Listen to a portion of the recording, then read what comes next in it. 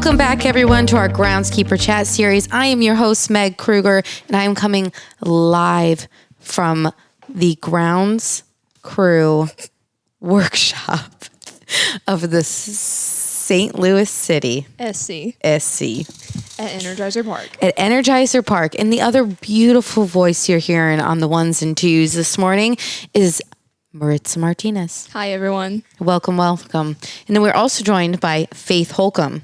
Hello. Did I say the last name right? Yes. Look at that.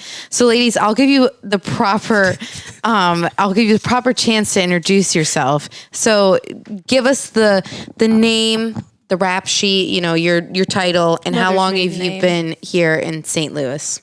I'll start with you, Maritza. Hi, I am Maritza Martinez. I'm the Associate Director of Stadium Grounds here at Energizer Park. I oversee the stadium facility and then help with landscaping. I have been here now 3 years, so I've been fortunate enough to see everything built and then now operating successfully.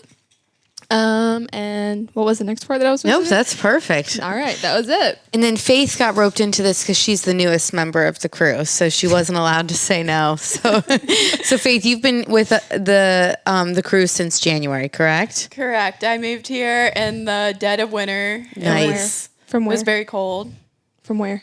Oh, I moved here from LSU. Okay. In Baton Rouge. Is that home for you, or where's home for you? Home for me is a small town in northwest Louisiana, kind of on the border of Texas. Okay, very cool. Go Cowboys. Look at that. Oh, we've got paparazzi over here. Hello. Faith's first podcast. Proud mom. We're going to make it as painless as possible for both of you today. Deal. But you know that I can't start a Groundskeeper chat without the origin story. And Maritza, I think since you've been on, is this your second? I don't know. You did an episode with Drew in Salt Lake, correct? And then I had you right when maybe there wasn't even grass yet. Yeah. Right when you moved here. And your story is cool because, again, you said happy accident, that you found yourself in this industry. But then the way that you have been supported since day one, I always love hearing that, turf origin story. So hit us with it in case people haven't listened in a while.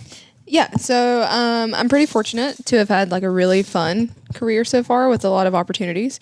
So origin, I guess, I took an internship with the Gwinnett Stripers before ever even taking a turf class. I wanted to see if this was something I could do, and I fell in love with the 90 hours a week and the crazy temps and the crazy work schedule and decided, yeah, let's go for it. So I got my bachelor's degree from Abraham Baldwin Agricultural College. Say that 5 times fast. Yeah. Yeah. Not a chance. In South Georgia. And while I was there, I took an internship with Nicole Sheary out in Baltimore with the Orioles. Whoop, whoop. Yeah. Shout out Nicole. While during that internship, I was like, well, I don't want to go back to school. How do I keep this steam train going? So I kind of wrote a 3-page paper to the dean of my college for every reason that he should let me finish my degree from a distance. Oh, wow. Even though that was not provided in my program. They did not do distance learning. Fortunately enough, I was persuasive in that writing, and he said yes. So immediately from Baltimore, I drove home in my 98 Jeep Wrangler, packed my house up in one night, and then moved to South Carolina. Shout out Justin Scurry, Tim Flanagan, and Clark Cox. Sent Justin just a quick DM on Twitter, and I was like, hey, would you guys be willing to hire me? This is my background. And Justin said, yeah, how fast can you be here? Amazing. So we packed up, my now wife and I moved to South Carolina. And while I was there, I helped oversee the baseball facility and just kept falling in love with what I was doing. I graduated from undergrad, was trying to figure out if I wanted to do grad school or not. And then one day I get a text from Clark, and he's like, hey, what time do you come in the morning? And I was like, I don't know, 7 a.m. Okay, well, I have a friend that wants to meet you. Nothing else. No context. Nice, fun. I'm sure you had a very deep sleep. No anxiety leading into that. I'm like, thank God I edged yesterday. And that's how I met my now boss, Josh. he had just gone to South Carolina to check on the sod that was going to be put into the fields here, and wanted to make a quick pit stop. Where do you guys get your sod from? So we're Northbridge, Bermuda, out of Carolina Green. Okay, very cool. So he had gone down to check on everything with his new boss, and they made a pit stop to see me. Wow. And while he was there, he's talking to me, and I'm like, I still have no idea who this man is because my boss had not introduced him. Yeah, so Josh probably thought like, oh, she was properly warned or what have you. And I was not. Nice. And then like 2 months later, I moved to St. Louis. Crazy. Yep. And I've been here. And while I'm here, I've been here 3 years. I did my master's degree while working full time. And now I oversee the stadium at Energizer Park. Whoop, whoop. Whoop, whoop. Our little star pupil. No, I'm tired. And you and I met through the Women in Turf team, Little League, that first ever takeover, I guess you could call it, of the Women in Turf team coming to assist the amazing crew that puts that tournament on. And I've just been, obsessed with you ever since. Well, I don't let you too far out of my sight before I send you a text to keep you in my circle. When the two of us get together, we yap. Yes, we have the gift of the gab for sure. And poor Faith is learning that as she's sitting here like, okay, when is it my turn? No, y'all are good. So Faith, give us your turf origin story. You told me, a little bit about it, but for the listeners, give us the whole enchilada. Yeah, so I was majoring in sport administration at Louisiana State University, and I needed an internship to graduate. So I saw a listing for a groundskeeping job, and it just so happened to pay about $2 more an hour than the other jobs. Nice. I was like, that's a big pay bump. That's a selling point. Look at that. I was like, that's looking good for me as a student, a broke college kid. So I took the job, and on my first day of work, or during my interview, my boss was like, are you okay with working in the weather and all this? And I loved playing outside as a kid. So I was like, yeah, that's no problem. I'm not made Faith, of sugar. I'm so sorry that you have to work with this person every day. She is over here putting on a fashion show when we're trying to record an episode.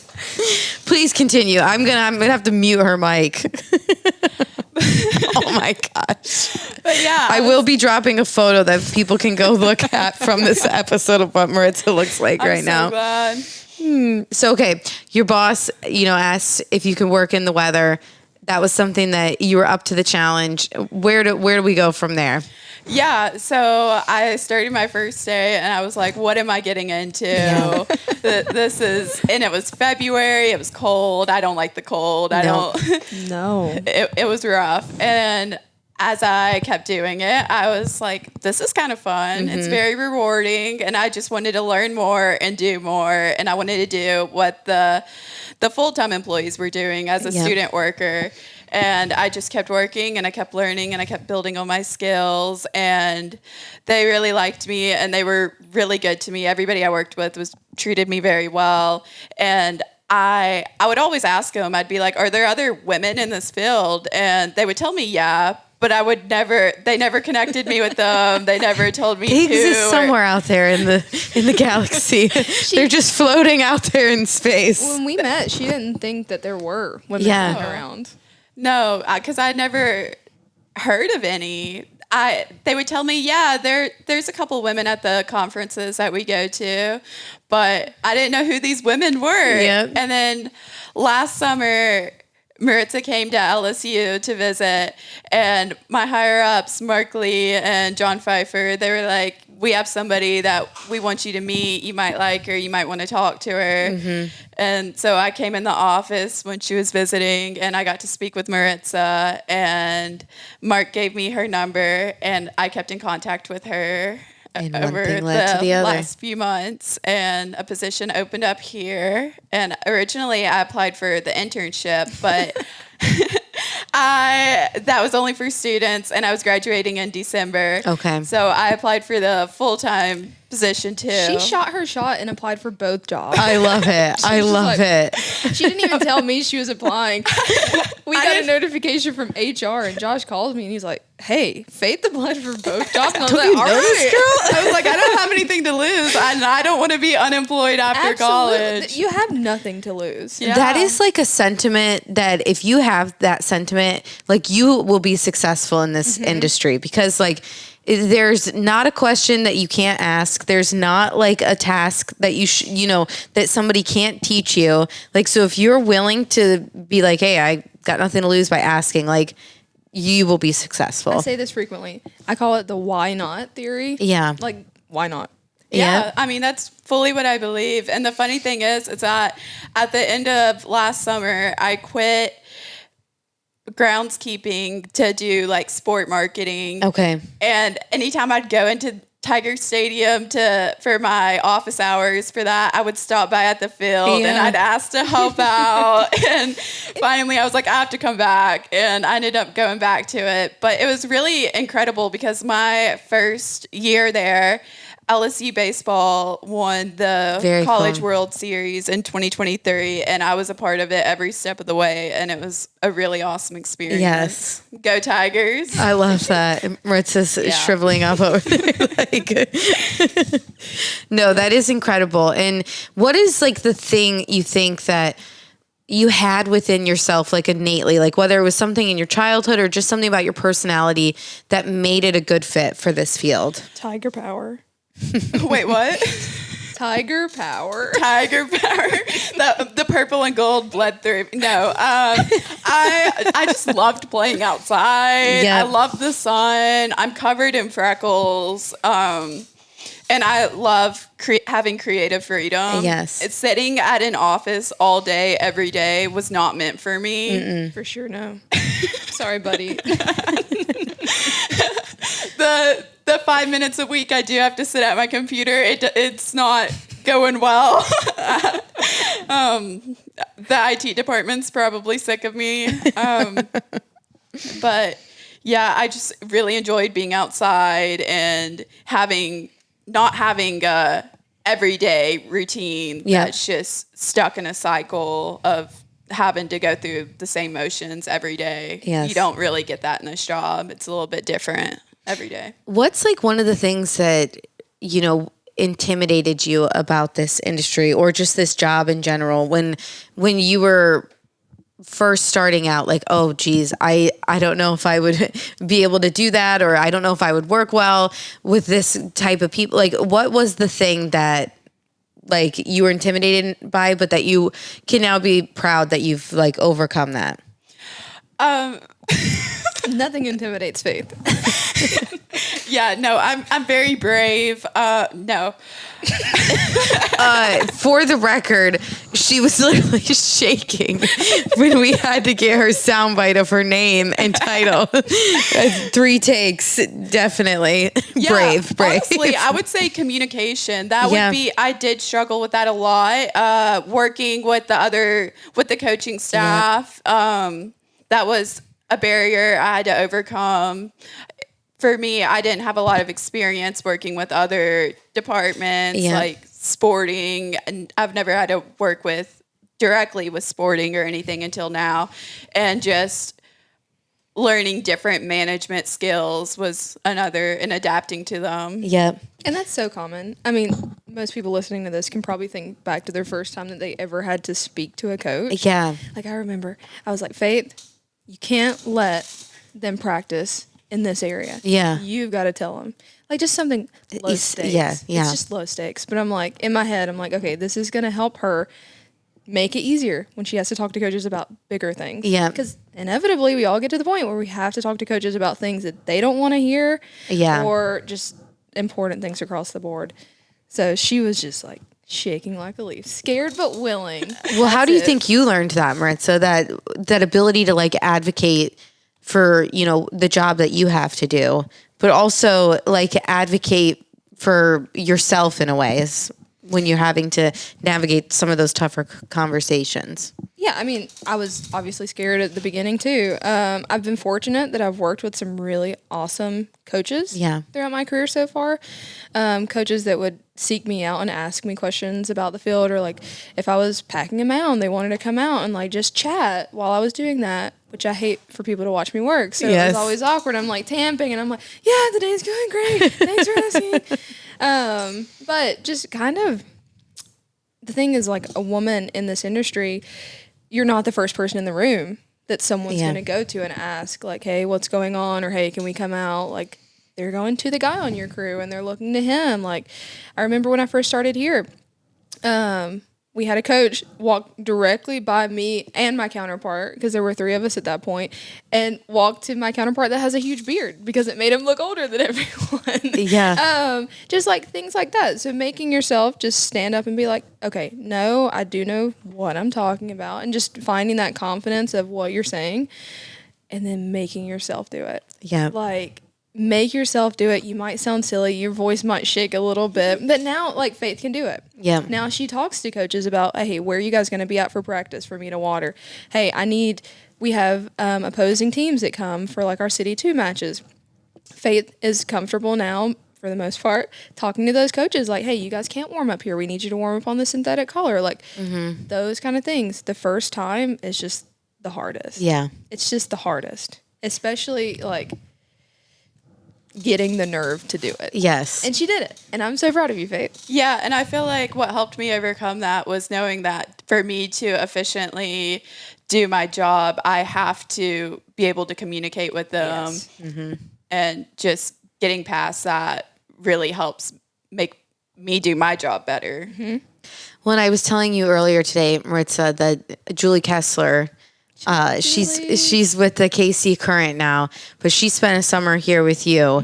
And when we first met her at Little League, so shy, like terribly shy, so quiet, but you could tell that she was observing, and like she would pull certain people aside and ask questions. Like she was very invested in, you know, even overcoming like some of maybe her shyness or whatever it was to like be successful in this industry. And when I like saw her yesterday, she bounced out of the car like, hi, like just this bubbly, like confident. It really was like, wow, just to see her transformation. And I'm sure so much of that has come from being in this industry and having to advocate for herself and just, you know, have tough conversations. And I was just like amazed at her transformation and just so proud of her too.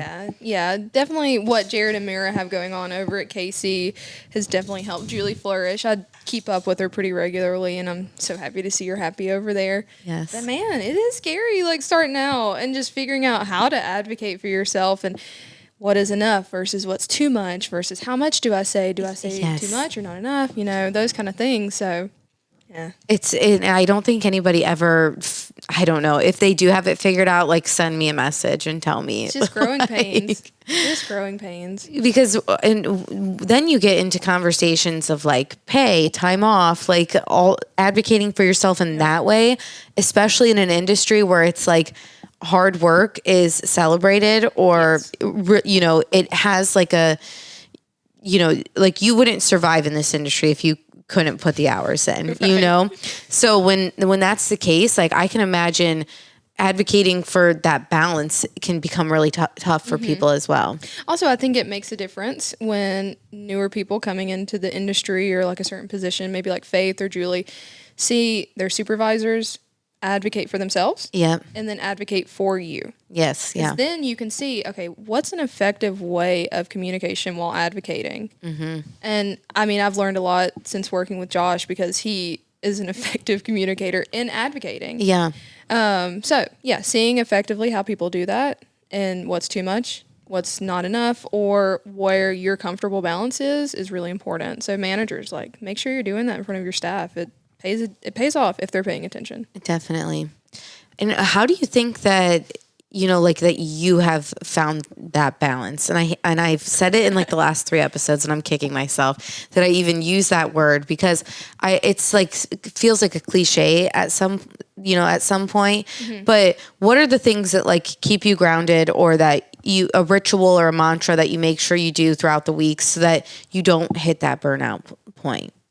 Yeah. So, as I guess for me, more personally, I figured out what I like to do outside of work. I put in my time and I grind, and I'm here when I need to be. I mean, like the other night I came in to fertilize because we've been in 110 degree weather. Like I couldn't throw out anything high nitrogen.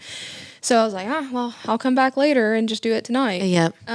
But when I'm at home, I focus on my home life. Yeah. Like I'm taking my dogs walking. I'm going out to restaurants with my wife. Like I worry about work when I need to, but the rest of it, like we have a really solid team here and we lean on each other in certain aspects. Like, hey, if you need an afternoon off because you're needing to take your kid to the doctor or whatever, like go for it. Like I can handle practice, or I can handle to do this, or would you mind covering this for me? But that's just kind of how you set up your departments. That was a big thing when I'd spoke to Josh about this job, was that we had all come from college athletics and we knew what the grind was. Yes. Yeah. And he wanted this to be a bit different. Grind when we have to, but also realize that Josh has been married with kids for years, but like my counterpart Seth, he has 2 young kids, and I'm newly married and he's married, and we want to be able to enjoy those aspects of life that we can. So just finding people that you can lean on. Like I just got back from vacation and I knew for a fact that I did not have to worry about my stadium exploding, because there were people here that knew more than me, or maybe didn't know more than me, but were willing to like be here and do it and pay attention. And it's as simple as Faith taking pogos every day. Just so I can see the moisture if I decided to look, like that kind of things. Like leaning on your people, having people around that you can trust and lean on. I love that. And Faith, how have you kind of navigated this new season of, being like on a full-time position? How have you tried to like find those, that time away from work, or just that avoiding burnout? Well, coming here feels like a breeze compared to my schedule I had at LSU. I was working. You need to work more then. What? Now you're going to work more. On the record that she could take more. No, I was working multiple jobs. You all heard her. My last semester at LSU, and about every day was a 15-hour day. Wow. So coming here, it was a lot. I wouldn't say easier, but I definitely had a lot more free time, especially being out of school and then not having the other jobs and internships I was working. But I'm very fortunate to have people like Maritza that will say I'm working late one day. I have a 8 p.m., 7 p.m. kickoff for the second team.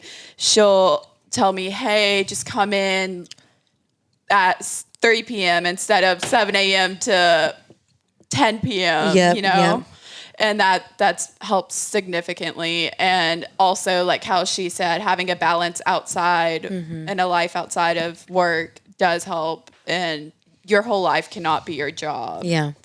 That's the only thing I can stress. Your life cannot be your job. You have to have friends. You have to have other things going for you outside of work. Definitely. And what are one of the things for you guys? I just lost my question like mid sentence. It's been a hot day out there. It is hot. This is day 3 of my little podcast world tour, meaning from Kansas to St. Louis. Yes, the wear and tear on my little brain. So I'll edit this part out because I'm thinking of what my question was. Goodness. You are also quite distracting. Are these your hydraulic gloves? No, I have different gloves for She's different in and out of these drawers. She's like, nice. I'm a piddler. Oh, goodness. Okay. You were saying, different schedule. Oh, I've got something I can say while you think. Perfect. Please. We're a little different here in a sense that we're a smaller crew. There's only 4 of us. And then last year, one of our counterparts moved on. So there were 3 of us Yeah. managing stadium field, 2 natural fields, and then our synthetic. Also while managing special events and then our regular match. So we really were able to fine tune Yep. importance, Yes. like, and priorities, and more than anything else, like efficiency. We were able to do it with just the 3 of us, and we went back and forth about the potential of like bringing in another person. But that was where we were able to say, okay, what can we do with this new position that we want to bring in? We're able to do it with the 3 of us, but we have the opportunity to bring someone in and teach them and really try to set like a base layer and a foundation of where can they grow from this. Yeah. So when Faith started, she was like, I want to do all these things. And I'm like, listen, this is the plan that I have. Like, we're building your foundation right now. And also it's the dead of winter in St. Louis. So it's also like 16 degrees outside. But we're going to build on this, and we're going to make sure that you are so finely tuned for the things that we're stacking on that when you look back after, let's say, a year or so, and you remember when you first got here and you're like, I wasn't doing too much. But I also wonder, I was like, when we get to the summer and it's hot, you're going to miss these times. Yeah. You're going to know that you're so confident in the things that you've been able to fine tune and do and take the time to really learn, because we're able to allot that. Like, Yeah. Seth, me, and Josh can do this job. The 3 of us, we've done it. We want you to come in and learn everything that you possibly can and to fine tune your craft. So when you decide to move on, you're not trying to learn how to aerate or use a sweeper or things like that. Like, you can go somewhere and be like, I know can how to do these things. this, and this in your interview. There's no question that you're the best person for the job. And when you get there, you can do every bit of it. Love it. And that's all that this position is for Faith, is just trying to, like, she came in with knowledge. She's already pushing you out the door. Jeez. No, I'm not. She came in with the knowledge and willingness to want to learn. Yeah. Which was such a big draw for us, because that's all we wanted, was someone that wanted to learn and Yeah. be here. So yeah, just like building that. And she's doing it. She's doing the thing. Out here doing it. Yeah, but I love learning. I'm not happy unless I'm learning, and I'm very grateful to have that opportunity here. Every day I'm constantly learning something new or building on the things that I've already learned. Love it. Come here, Faith. Let me talk to you. Now, I want you guys to like go back to a moment, like a tipping point of sorts, like whether it was when you were deciding to make this a career, or you're in high school trying to navigate what you're going to do for the rest of your life. Take yourself back to that mindset. Could you ever have imagined where you are today? No. I didn't play grass sports in high school. I played basketball. There was no Oh, grass. really? A basketball player? Okay. If there was grass on, like, the court, something's wrong. Yep. Like, no, I didn't imagine myself working outside. I hated yard work growing up. I hated it. I still hate to mow my grass at home. I hate to do it. We just had a house gathering, and people were like, I'm surprised your front yard isn't all lined up and striped. And I'm like, you can do it if you'd like. Yeah, Like, not my thing. so no, I never imagined that I'd be this, and I'd never imagined that I'd be in St. Louis either, Yeah. because I'm from the South. Yep. I did not think that I'd move to the Midwest, and I never want to move to the North. And So- what's that? You think that's something people have to have in this industry, is that willingness to either relocate or just picture something different for themselves than what they maybe had initially envisioned? Yeah, absolutely. If you would have asked me a couple years ago what my career would have been by the time I was 28, I'll be 28 in a couple days, I would have said that I'm probably working in a Major League Baseball field. Yeah. Because baseball was my love. Like, Yeah. that's what all of my experience is in. I adore baseball management. I never would have imagined that I was ever going to be in soccer. Really? But the opportunity presented itself, and I said, why not? Maybe I can learn a new skill. The best advice that I got starting out was never pigeonhole yourself. Yeah. Try to learn as many sports as you can, because when you're far on in your career, like if you've only worked like one sport, and this was the person that was telling me this, I'm not giving anyone else this advice. He said he felt pigeonholed. He never felt like he could move on to another sport, because once you're at a certain age, sadly, people don't want to teach you anymore, because the expectation is that you know how to do it. Yeah. So I took that advice to heart, and I was just like, Josh showed up and he said, I'm opening this soccer facility. Would you want to come? So cool. And I said, I know nothing about soccer. Are you still willing? And he said, I'll teach you what you need to know. What did that look like that night when you went home? Or did you not even wait till you got home? Did you text Miranda immediately like, dude, we might be moving to St. Louis? Like, what did that look like? That's exactly what I said. As soon as Josh left, I texted my fiance, now wife, and I said, hey, would you ever consider moving to St. Louis? Oh my gosh. Now, the funny thing is she grew up and went to high school in a little town outside of St. Louis. Okay. I didn't realize that. Yeah, she lived like 2 or 3 years here. Okay. Well, like 45 minutes out.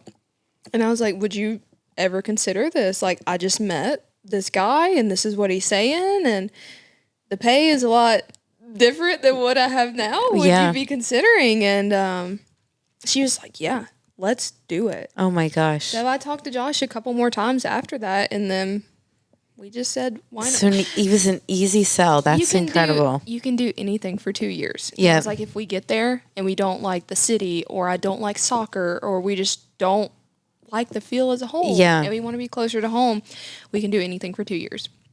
That's what I told myself. And I give myself still that advice. Should a crazy opportunity come up where I'm like, am I really going to challenge myself? Because that's all it is. Yeah. It's a challenge. It definitely. To step out and say, I really don't know what to do. Like, this management's different, or it's in a different zone. Like, I went from the South to the transition zone. Like, that's a big change in learning all of these things. So I challenged myself. All the time. And now Miranda, like, she's the one. She's set deep roots in this area. You guys are never leaving. She is St. Louis's urban wildlife biologist, and there's only 3 in the whole state. So cool. Yeah, she's way cooler than I am. So. I can concur. Yeah, it's okay. It is what it is.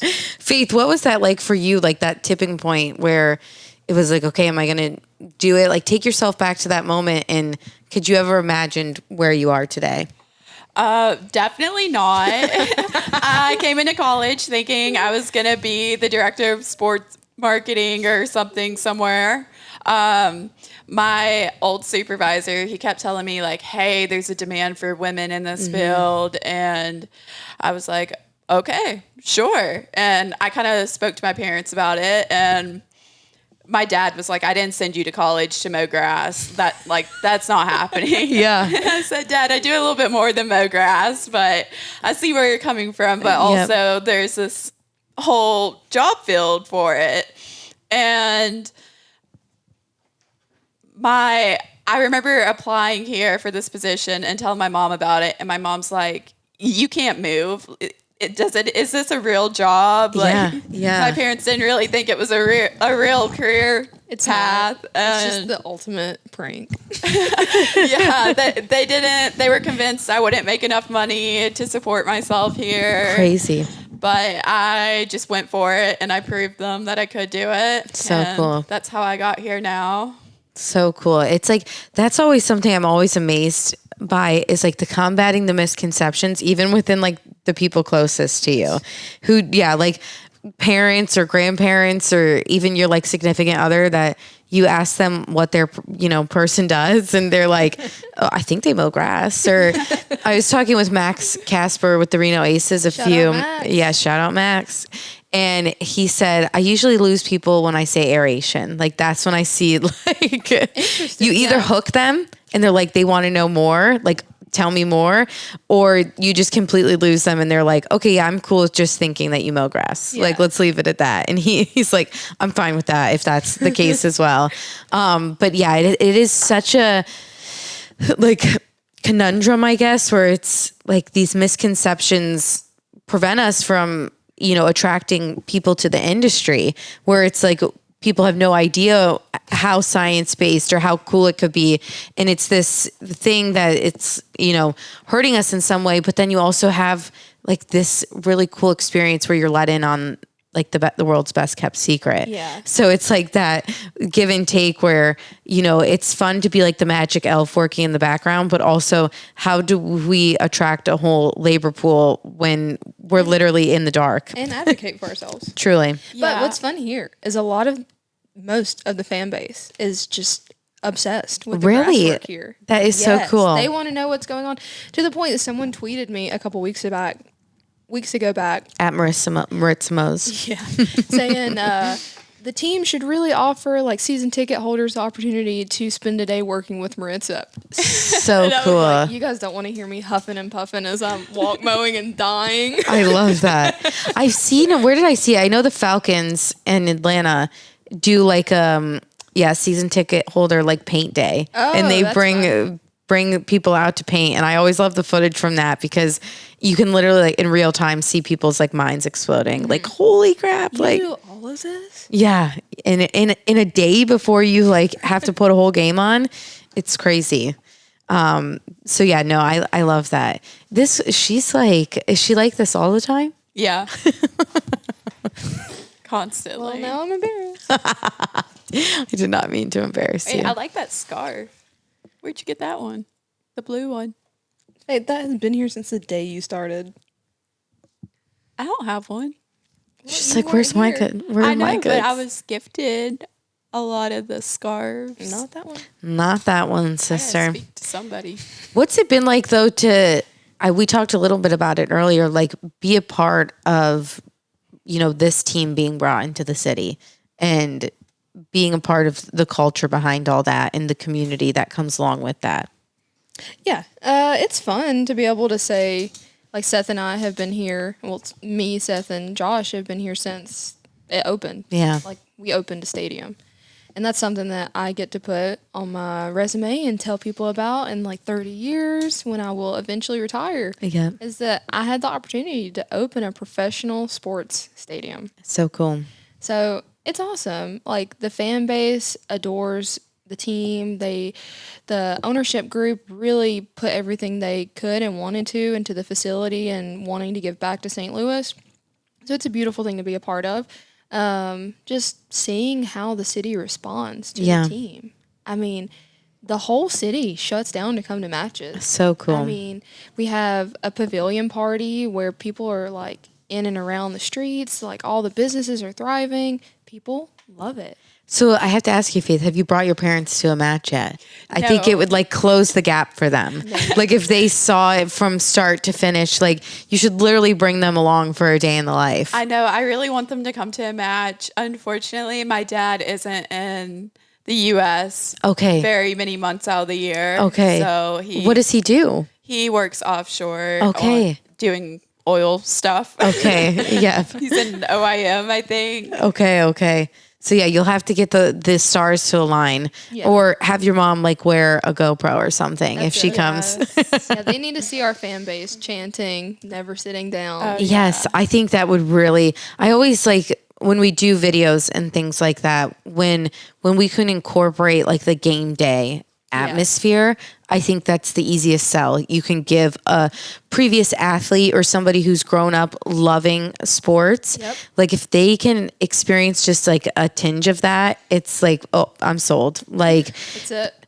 because really like that kickoff feeling, it's so hard to like put into words. And when you get to experience it from like you guys are preparing that stage for that kickoff all the way to, the lights are coming and people have cleared out of the stadium. You're cleaning up, like you're getting ready to do it all over again. It's like you get that full experience from start to finish. Absolutely.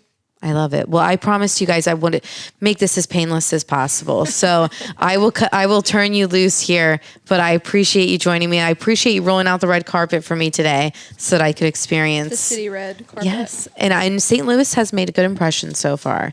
Driving into the city yesterday, I was like, oh, this is cute. I know. People will stop talking trash about St. Louis. It's awesome. And I guess before I let you go, tell me a little bit. You were talking to me about it, but just like the sustainability and all the really cool efforts like around the stadium that, the wildlife flowers and all of those things. I probably butchered the naming of all of that, but Yeah, no. So, city as a whole, we have a push for sustainability, as Meg was saying, in a sense of every bit of the trash after a match has gone through. We recycle every single can that Crazy. is sold and you used. personally? No. Okay, thank No, goodness. ma'am. No, ma'am. In that, we want to give back to the realization that we are in a metropolitan city. So with that, we have a Missouri native prairie that we have growing. Very cool. For wildlife, bees, everything that you could imagine. We've seen a coyote. But just giving back as much as we can. We do intentional landscaping in that as well, just in and around the stadium. What can we do as a facility to make the city better? Yeah. Not just as a business aspect, but in a greenscape and areas that people can ride their bikes, they can walk, they Very can sit cool. under a shaded tree, those kind of things. What can we do? And we've really, really invested in that in every way possible. Perfect. And that's where we'll leave you, folks. Boop. Make your way down to St. Louis. Isn't there like a song about that? There's something like Sing it, Faith. What is it? It's city. Wait.